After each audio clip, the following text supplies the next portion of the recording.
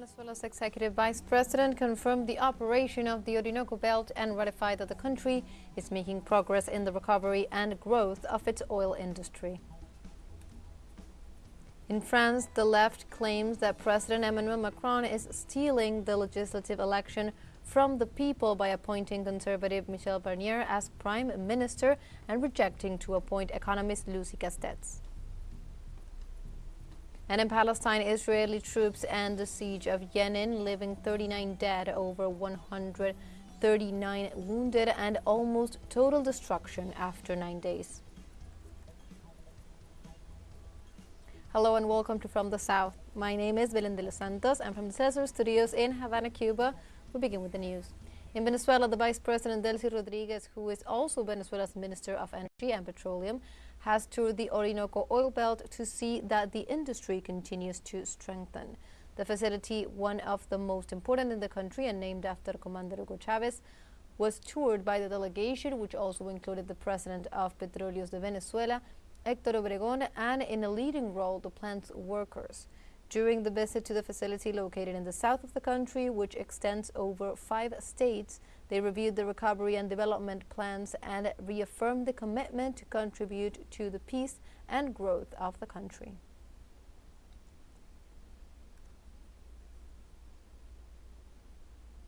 And the Attorney General of Venezuela, Tarek William Saab, ratified the summons by the Public Prosecutor's Office to the former presidential candidate of Venezuela, ultra-right Edmundo González, to make statements in relation to a series of crimes he is accused of, among them his responsibility for the publication on an unofficial webpage of fraudulent electoral records. We'll give you more details with our correspondent Luis Guillermo Garcia. Prosecutor Tarek William Saab recalled that Edmundo González has repeatedly ignored and disrespected the authority of several institutions of the Venezuelan state, first of all the National Electoral Council, by not signing an agreement to respect the results, which he did not recognize and then endorsed through different means. The publication of false minutes in an electronic media accusing the electoral power of fraud. Then, he disregarded the summons issued by the Electoral Chamber of the Supreme Court of Justice to present his arguments and evidence of his accusations, and, finally, he did not appear before the Public Prosecutor's Office. After this agency ordered his presence in 3 occasions.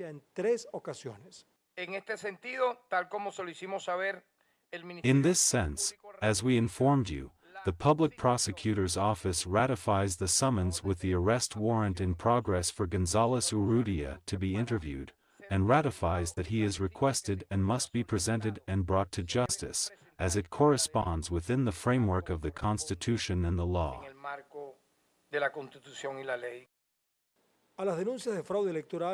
The denunciations of electoral fraud made by the ex-candidate of the ultra-right, endorsed by corporate and political powers of the United States, were followed by multiple violent acts carried out by groups financed by the extreme right, several of which have already been ordered by the authorities, who point to Maria Corina Machado and Edmundo González as those responsible for these criminal operations.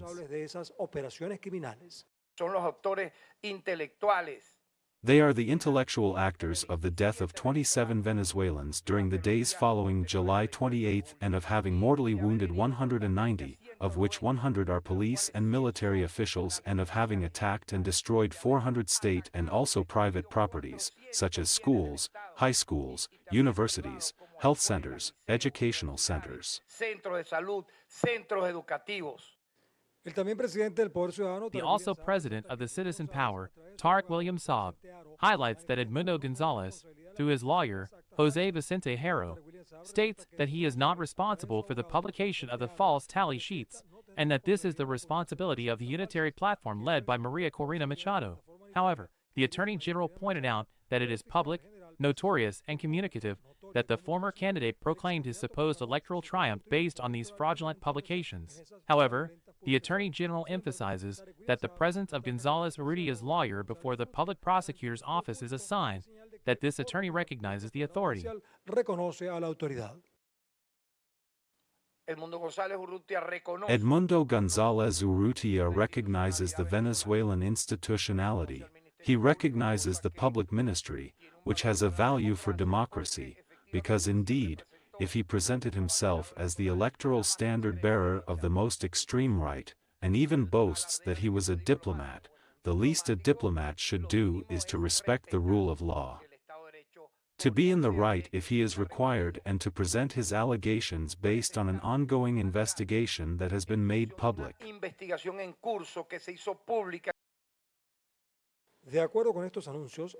According to these announcements, the authorities are continuing their investigations into the various acts that sought to carry out a coup in Venezuela after the July 28 elections, in which President Nicolas Maduro won.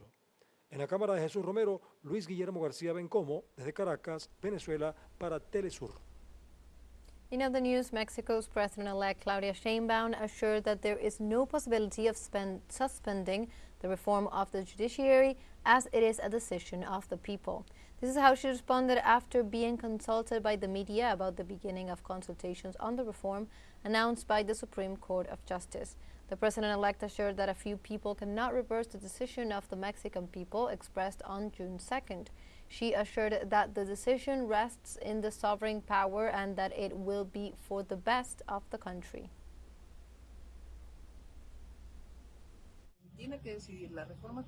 Who has to decide the constitutional reform are the deputies and senators, and as it says in the Constitution since 1939 that sovereignty resides in the people, but also, the only one who has the power to change the Constitution is the constituent, which in our country are 2/3 of the Chamber of Deputies of Senators and majorities that correspond in local congresses. We must make the popular will. And also the president-elect called for calm and stated that the reform is the best thing that could happen to the country. Nobody has to worry. The fact that the judges, ministers, and magistrates are elected by the people of Mexico is better for Mexico. That means more democracy, more independence of the judiciary, but also, as I have explained, the way in which they will be elected to be voted. Who will decide who will be voted is through a broad call is the best thing that can happen to the country. And now let's take a short break, but remember you can join us on TikTok at teleSUR English, where you will find news in different formats, news updates, and much more. We'll be right back. Stay with us.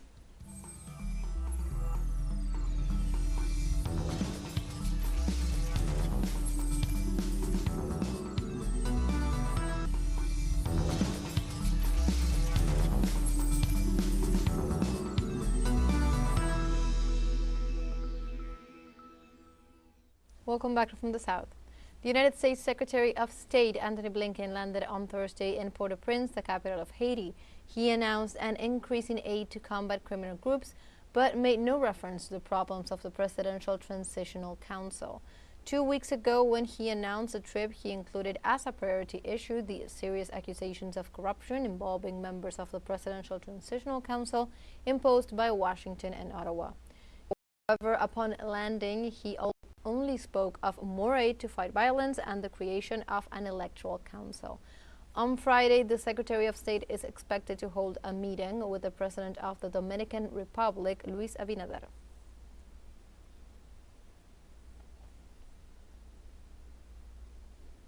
And in other news, Nicaragua is taking significant steps towards strengthening its agricultural sector with the introduction of new varieties of pitahaya. This fruit, also known as dragon fruit. Let's see. Between 15 and 20 varieties of pitahaya are grown in Nicaragua. Recently, the government, through the Nicaraguan Institute of Agricultural Technology, presented the new Interred pitahaya variety that has been made available to producers. We have done a characterization work of 16 materials we had, in which this turned out to be one of the most outstanding materials. Among the main characteristics of this pitahaya that we are making known today, we can mention the size. It is a pitahaya that has an average of 550 grams, which makes it an export fruit. That is, from the organoleptic point of view, a quite sweet variety. It has 12.6 grades brick, which makes it excellent for its consumption as fresh fruit, and also for its processing, either for jam, jelly, or wine. En Nicaragua se ha comenzado a In Nicaragua, improved varieties of pitahaya with specific characteristics to better adapt to Nicaraguan climatic conditions have begun to be implemented. These new varieties promise increased production, greater resistance to pests and diseases, as well as superior fruit quality. así como una calidad superior del fruto. It is a very good variety. After all, it is a variety that we can export more easily because it is more productive and has a good color, and it is different from the one we grow. With the new technologies that the government is giving to the producers, a significant improvement is achieved, because all this is a more resistant variety. With these new technologies, we plan to add more to the varieties we have, to improve our crop and to be able to develop better as producers and achieve the export for our products and thus improve the quality of life of our families. La expansión de la producción The expansion of pitahaya production not only seeks to improve local supply and diversify the market, but also to open up new export opportunities, thus boosting the country's economy and generating employment in the rural sector. generando empleos en el sector rural. We currently have more than 400,000 kilograms exported to Asia, Europe, Costa Rica, El Salvador. And this is achieved in part to the producers who have implemented different techniques in this crop and its production through technology transfer. Nicaragua avanza en la producción Nicaragua is making progress in pitahaya production with the potential to become a reference in the region and in international markets. y en los mercados internacionales. Kenia Doña, teleSUR, Nicaragua. In other news, on Thursday, the Defense Minister of Honduras, Ixi Moncada, reaffirmed the government condemns drug trafficking in all its forms. The minister said so on her visit to the northern city of San Pedro Sula. From there, the authority reiterated that there is every will to combat scourges such as drug trafficking and corruption, regardless of who may be involved. Minister Moncada further referred to the threats of conspiracy plotted by conservative groups as they would be orchestrating a coup against the government of President Xiomara Castro.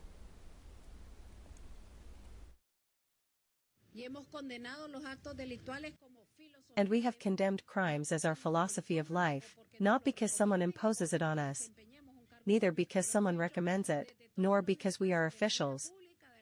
We reject criminal offenses from all areas of our public and private lives. We condemn crimes, we condemn illegal acts, and we think our society must move forward. We have always been demanding justice, and we continue to urge, and we trust that the Public Prosecutor's Office and the judiciary will combat corruption networks of police, prosecutors, judges, entrepreneurs, politicians, journalists who have also been involved in acts of public or private corruption in different sectors. We think corruption must be prosecuted at all levels.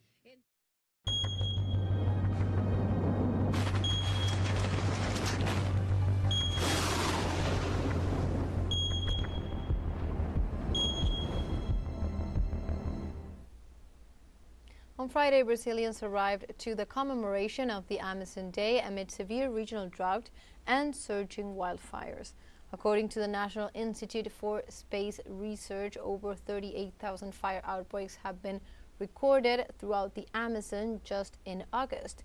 The Institute specialist also asserted that humidity and smog from wildfires are spreading to Sao Paulo metropolitan region due to and the low flow of the Amazon rivers. So far, some 62 municipalities in the region have been declared in a state of emergency, while local authorities estimate that over 330,000 people have been affected.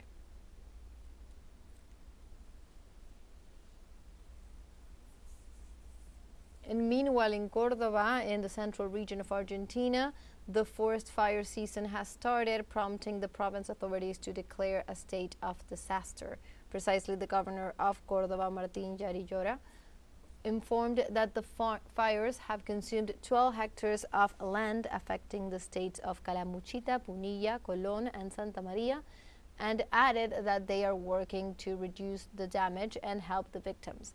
In this regard, the Secretary of Climate Risk Management of the province acknowledged the bravery of the fire department, whose performance prevented a major tragedy.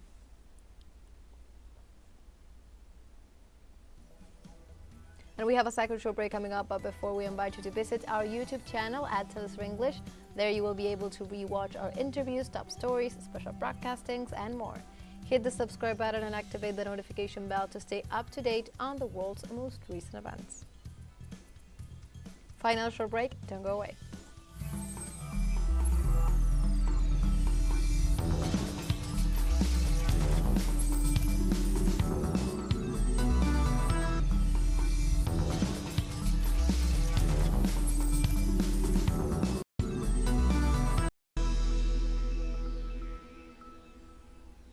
Welcome back to From the South. In France, the left claims President Emmanuel Macron stole the legislative elections from the people by appointing conservative Michel Barnier as prime minister. Despite the fact that the left-wing coalition New Popular Front won last July's legislative elections, the French head of state refused to appoint the economist Lucie Castex as head of the government. In turn, the French left has lashed out at the decision, with the founder of La France Insoumise, Jean-Luc Mélenchon, asserting that the elections have been stolen. Likewise, the French Communist Party, the Ecologist, and the Socialist Party have all expressed dissatisfaction with the appointment. In this context, Mélenchon has called on the French to demonstrate on the streets to defend democracy next Saturday.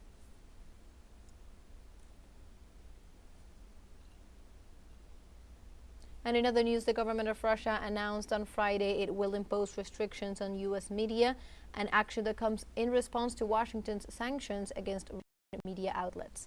The restrictions were announced on Friday by the spokesman of the presidential office, Dmitry Peskov, in reference to the coercive measures imposed on media outlets such as Sputnik and some of its workers. For his part, the Russian ambassador accredited in Washington, Anatoly Antonov, assured that sanctions have become a kind of a discipline of political sports for the United States. Furthermore, the diplomat stressed that these measures are aimed at pressuring independent countries and highlight the risks of a dollar-centered system.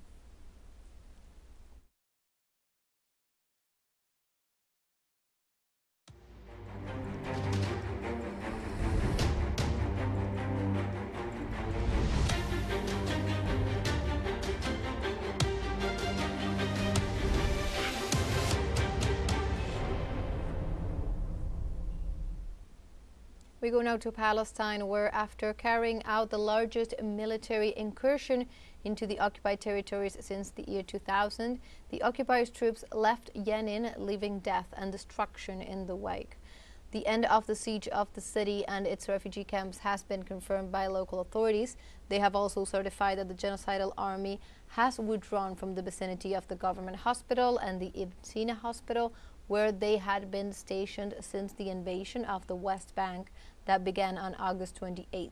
The local government, confirming the complete disengagement of the Israeli military, reported 39 deaths, more than 130 wounded, and almost complete destruction after 9 days of violence.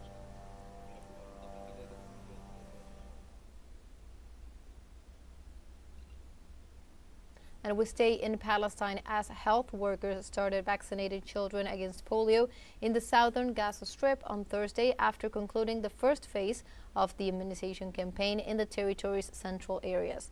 Vaccines are being administered by local health teams in coordination with UNICEF and World Health Organization as an urgent measure to prevent a polio outbreak, after health authorities confirmed the first case reported in 25 years. There remains a risk that polio could re-emerge as a regional or global outbreak. It is important to note that the disease reappeared in Gaza as a mutated virus from an oral polio vaccine. In this context, Hanan Balki, WHO Regional Director, made some statements. Polio has been eradicated from all countries in the world but 2. Afghanistan and Pakistan. So the resurgence of polio after 25 years of no cases in the occupied Palestinian territory creates a lot of anxiety in the global public health community, and for WHO as well, specifically for children who can potentially become paralyzed. Understanding who was vaccinated and who was not is another challenge that the teams are working very clearly on, with independent teams that are monitoring the campaign performance, but also to ensure that the data that is being collected is as accurate as possible. It's never going to be exactly the number to the dot.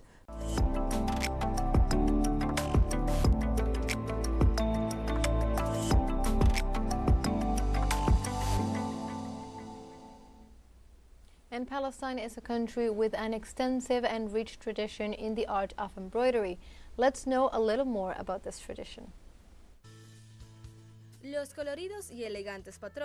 The colorful and elegant patterns that are present in the traditional embroidery of Palestine are an important part of the history and identity of this people. Originally, this art was made and used only in the rural areas of the country. However, with the time it extended to the big cities, and today it is part of the clothing of the Palestinian women in and out of this territory. This unique artistic style identifies them.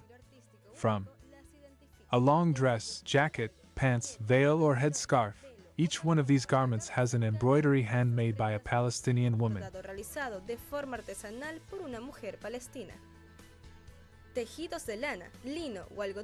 Wool, linen or cotton fabrics are the canvases chosen by the craftswomen to make the embroidery with silk threads. Various motifs and patterns adorned with figures such as birds, trees or flowers are made. Both this and the colors, in different combinations, communicate different data such as the region of origin, the socioeconomic status, and the marital situation of the woman wearing the embroidery. The most important and representative garment is the thab, a loose-fitting dress with details on the sleeves and embroidered stripes that go down from the waist to the cut. The knowledge and tools required for this practice are passed from mother to daughter through different generations, giving them the opportunity to develop a skill and even generate income through the sale of these pieces. Embroidery is an activity that is usually done collectively. A group of embroiderers from the same village gather in a house or community center to work together, surely with the presence of their daughters, who learn by observation, although it can also be taught in a formal way. This makes it a tradition that fosters and develops family and community ties, building a national identity through the colorful clothing and Palestinian pride. The art of embroidery in Palestine, its knowledge, techniques, practices and rituals, was inscribed as an immaterial cultural heritage of humanity in the year 2021.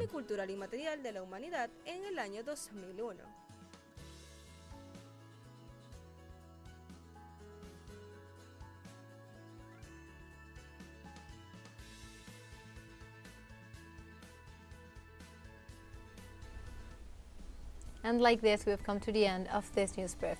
You can find these and many other stories on our website at telesurenglish.net.